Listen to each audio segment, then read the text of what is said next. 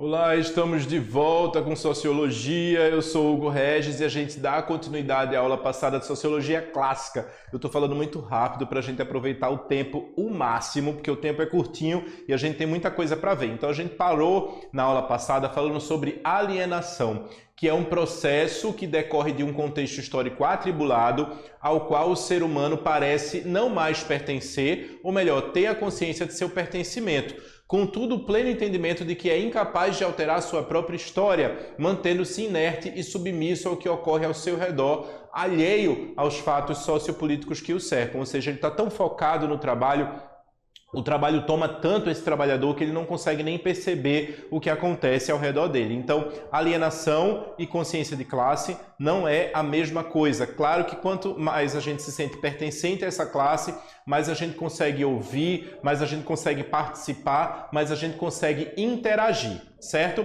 Então vamos lá, tem essa charge do Frank e Ernest, que diz o seguinte: vou me aposentar amanhã. E sabe o que eu vou fazer? Eu vou andar até o fim dessa linha de montagem e descobrir o que eu estou fazendo há 30 anos. Então o trabalhador está ali, colocando aquela mesma peça, né, encaixando aquela porca ali no parafuso, mas ele sequer sabe qual é o produto que sai dali, qual é o produto final. Então o processo de alienação ele chega a esse ponto, né? Nas linhas de montagem é possível que um trabalhador ele faça aquela mesma função todos os dias, mas ele não sabe qual é o produto final, ele não sabe qual é o resultado daquela porca no parafuso, não é? Classes sociais e os indivíduos. A gente vai falar agora sobre infraestrutura e superestrutura. Infraestrutura, ela é pautada na economia e por sua centralidade na esfera produtiva, que é o principal eixo compositor do materialismo histórico, a infraestrutura envolve a divisão do trabalho, a produção e suas relações, a compra e o comércio. Então, podemos dizer que a infraestrutura ela é de base econômica, enquanto a superestrutura ela é de base cultural. A superestrutura é um conjunto de instituições e normas que mantém a ideologia social e a lógica de exploração funcionando. São elementos da superestrutura: o Estado, as leis, a religião e a cultura. Então a gente entende que a infraestrutura e a superestrutura elas se relacionam, certo? Por quê? Porque a infraestrutura que tem base econômica vai determinar essa base cultural que é a superestrutura. Então a gente vai ter cultura, religião, moral, direito, Estado, política, polícia, exército. No entanto, essa superestrutura ela é criada para manter essas relações de produção que existem nessa base econômica, que são as forças produtivas, a tecnologia, o talento, a ciência e as relações de produção, direitos de propriedade sobre os meios de produção. Então, a superestrutura e a infraestrutura, elas se relacionam com essa base econômica que é da infraestrutura. Isso não quer dizer que a superestrutura ela seja passiva. Um dos postulados básicos do materialismo histórico é que a superestrutura afeta ou age retroativamente sobre ela, a infraestrutura. Assim como a base material afeta a superestrutura dialeticamente também pode afetar a base. Então a infra e a superestrutura, elas interagem. Isso é básico do materialismo histórico que é criado pelo Karl Marx, certo? Então vamos lá. Então a gente vai ter a indústria. A indústria, ela produz bens culturais para convencer as pessoas a consumir. Esses bens culturais, o que aparece na TV, por exemplo, a propaganda, aquela atriz famosa dirigindo um carro, aí você diz, nossa, eu quero aquele carro. Vai fazer com que esse consumidor, ele consuma cada vez mais e esse recurso, ele volta para os donos dos meios de produção, ele volta para a indústria. Então isso vira um círculo, um circuito onde o consumidor, ele alimenta a própria indústria e a indústria, ela inventa o consumo para o próprio consumidor, inventa coisas novas para as pessoas consumirem, inventam coisas que as pessoas sequer precisam, mas elas acham que precisam porque existe ali a propaganda, a TV, a indústria cultural convencendo as pessoas a consumir. As propagandas que são veiculadas na televisão e na internet têm o propósito de levar o espectador a consumir os produtos propagados. Não obstante, as propagandas também são veiculados ideais de vida. Do mesmo modo que as propagandas passam tais ideais, a cultura de massa também é utilizada como tal objetivo. Então, filmes, novelas, músicas, séries, estampas comerciais são exemplos desse tipo de cultura. E falando sobre materialismo histórico dialético do Karl Marx, é o método que caracteriza-se pelo movimento do pensamento através da materialidade histórica da vida dos homens em sociedade. Ou seja, trata-se de descobrir, pelo movimento do pensamento, as leis fundamentais que definem a forma organizativa dos homens durante a história da humanidade, certo? Então é compreender essa história a partir de uma base material, seria de uma base econômica, certo? E entender a evolução histórica da sociedade. Uma das principais ideias do materialismo histórico é a de que a evolução histórica da sociedade é beneficiada pelos confrontos entre as diferentes classes sociais, devido ao que Marx chamava de exploração do homem pelo próprio homem. Então a gente vai ter, por exemplo, no modo de produção escravista, não é? O homem explorando o próprio homem enquanto força de trabalho gratuita. Certo?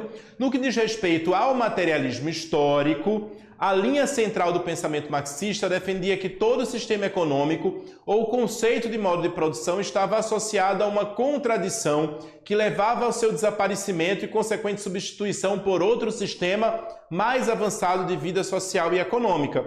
Então a gente sai do modo de produção escravista para a gente entrar no modo de produção feudal, que vai ter a base, a terra como base. Mas a gente sai do modo de produção feudal e a gente entra no modo de produção capitalista. Então, essa constante ou consequente substituição por outro sistema, ele é um sistema mais avançado da vida social e da vida econômica. No feudalismo, por exemplo, a necessidade dos estados regidos pela monarquia fazerem transações comerciais com outros estados fez surgir uma classe comerciante e pode ter levado ao avanço do capitalismo. Ou seja, o capitalismo ele surge a partir dessas trocas econômicas ou dessas transições comerciais que existem, que ainda estão no modo de produção feudal. Resta ao homem lutar pela sua sobrevivência e pela produção dos seus meios materiais. Então, de uma ponta a outra, de um modo de produção a outro, você vai ter a figura do trabalhador lutando pela sua sobrevivência e fazendo uso do trabalho para a luta da sua sobrevivência. Adam Smith tem uma frase interessante, ele diz o seguinte: não é da benevolência do açougueiro, do cervejeiro e do padeiro que esperamos o nosso jantar, mas da consideração que eles têm pelos próprios interesses. Apelamos não à humanidade, mas ao amor próprio, e nunca falamos de nossas necessidades, mas das vantagens que eles podem obter. Então não é porque o padeiro é legal com você que ele vai vender o pão, ele está pensando na sua própria necessidade. Ele está vendendo o pão porque ele precisa ganhar dinheiro para a sua própria sobrevivência. Então as relações que se estabelecem dentro da lógica do trabalho são de vários e diversos trabalhadores que precisam sobreviver e eles fazem tarefas diferentes e a partir das trocas econômicas que se estabelecem a partir dessas tarefas que são realizadas é que nós conseguimos sobreviver. Vamos de lista, certo? Já que a gente está falando sobre Enem, vamos pensar o que é que mais cai no Enem e para você filtrar aí seus estudos de sociologia. Então a gente vai ter cultura como sendo um dos assuntos que mais caem no Enem, cultura e os patrimônios culturais, o surgimento de classes e modelos de produção como retrato do trabalho e transformações que permitam determinar os contrastes sociais, política, economia e cultura. Então, cultura é questão certa no Enem. Outro tema que cai de forma muito recorrente é diversidade cultural e estratificação social. É interessante entender como as culturas indígena, europeia e africana interagiram no passado, como se mesclaram e influenciaram a sociedade atual. Lembrar dos conceitos de cultura erudita e cultura popular e o papel da mídia na manutenção e valorização da cultura. Lembrando que indústria cultural é tema comum nas provas, Escola de Frankfurt, a gente já falou sobre isso, né? Como a gente vai ter o modo de produção capitalista, por exemplo, fazendo uso de elementos da nossa cultura para estimular o consumo e estimular o individualismo. Teorias sociológicas, então nesse ponto é muito importante conhecer os pais da sociologia, Max Weber, Karl Marx e Emile Durkheim. Poder, Estado e política, são discutidos os conceitos de cidadania, direitos humanos e democracia, lembrando que no Brasil essa discussão perpassa os poderes legislativo, executivo e judiciário. Movimentos sociais também sempre caem no Enem. Lembra que falamos que o Enem gosta de cobrar análises, né? A gente fala sobre isso. O Enem ele é para reflexão. Então você está lá fazendo a prova, você está refletindo. Às vezes você acha que é sociologia, é história, porque as questões elas fazem com que a gente possa refletir sobre o tema, certo? Como causas e consequências, por exemplo. Então aqui essa prática é indispensável. Os movimentos sociais mais trabalhados no Enem para que você analise nos estudos são os movimentos agrário, negro, LGBTQIAPN+, ambientalista e feminista. Trabalho e produção, também tem sempre uma questão sobre trabalho. Trabalho e produção são muito cobrados, principalmente em relação às consequências da industrialização e da formação do capitalismo na Europa. Vale também dar uma olhada com mais atenção aos modelos de produção e a divisão social do trabalho. Vamos para a questão? Vamos para algumas questões, vamos lá. Primeira questão. As sociedades modernas são complexas e multifacetadas, mas é com o capitalismo que as divisões sociais se tornam mais desiguais e excludentes. Marx já observara que só o conflito entre as classes pode mover a história. Assim sendo, para o referido autor, em qual das opções se evidencia uma característica de classe social? Então, o que é que Marx vai dizer? Que as classes sociais elas são distintas, que o modo de produção ele é desigual e ele é excludente, e somente o conflito entre essas duas classes sociais distintas é que pode mover a história, o que ele vai chamar de revolução. A pergunta é, para Marx, em qual das opções se evidencia uma característica de classe social? Então a gente vai ter lá, letra A, o status social e cultural dos indivíduos. Letra B, a função social exercida pelos indivíduos na sociedade.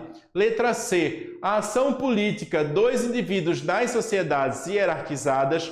Letra D, a identidade social, cultural e coletiva. E letra E, a posição que os indivíduos ocupam nas relações de produção, que é exatamente a nossa resposta.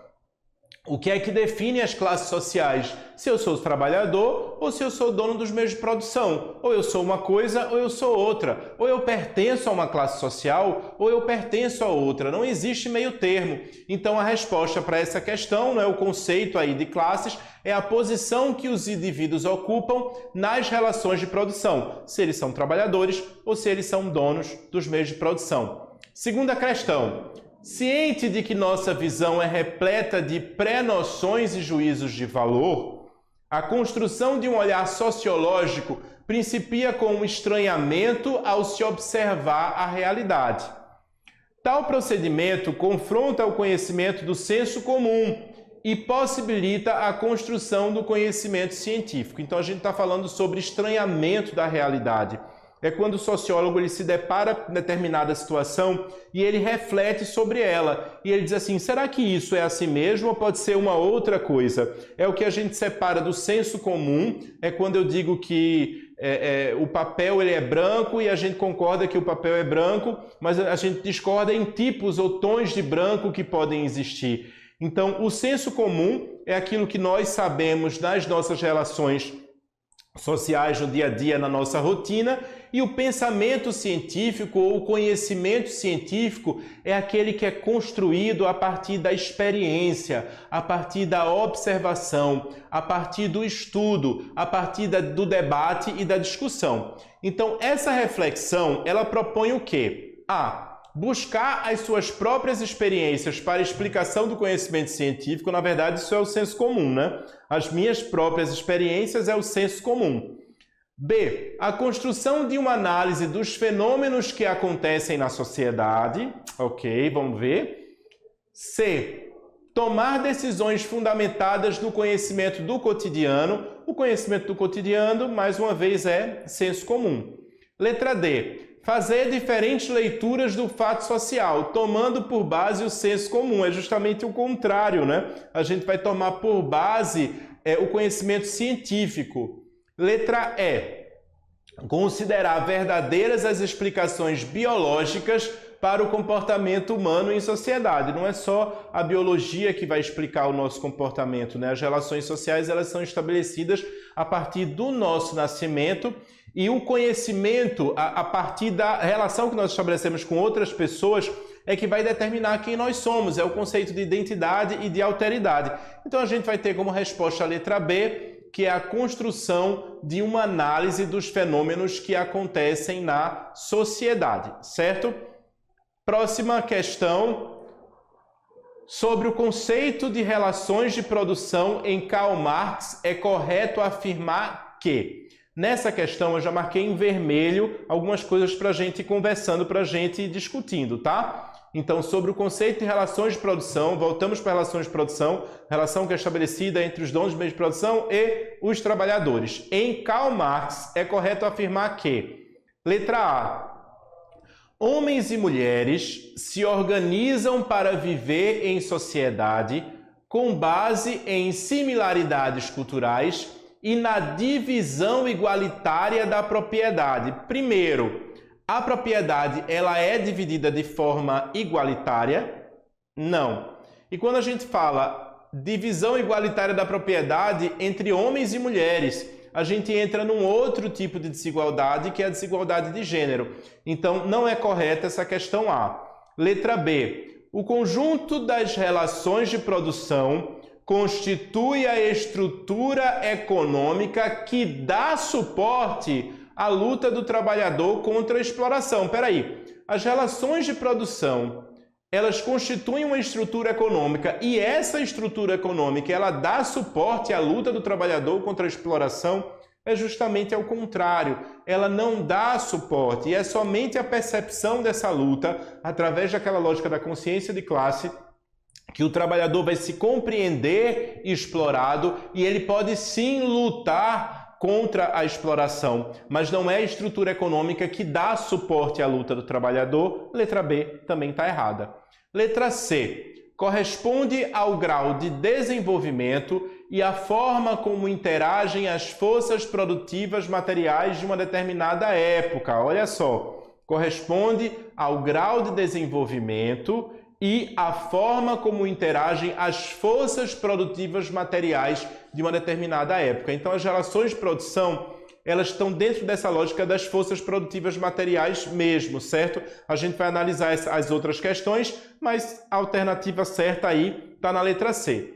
Letra D. A tecnologia e a matéria-prima constituem exemplos de relações de produção presentes no capitalismo. O que são relações de produção? A relação entre os donos dos meios de produção e os trabalhadores. Errado. Letra E. As relações de produção novas e superiores... primeiro, relações novas e superiores. Tudo bem que as relações de produção elas mudam a partir do momento que os modos de produção eles mudam, mas relações novas e relações superiores elas precedem o aparecimento das condições concretas de sua existência na sociedade. Parece que essa questão está aí só para confundir, certo? Confundir vocês na questão. A resposta certa vai ser a letra C, corresponde ao grau de desenvolvimento e a forma como interagem as forças produtivas materiais de uma determinada época. Mais uma questão. O vício inerente ao capitalismo é o compartilhamento desigual de bênçãos e a virtude inerente ao socialismo é a partilha igual de misérias. Essa é uma frase do Winston Churchill.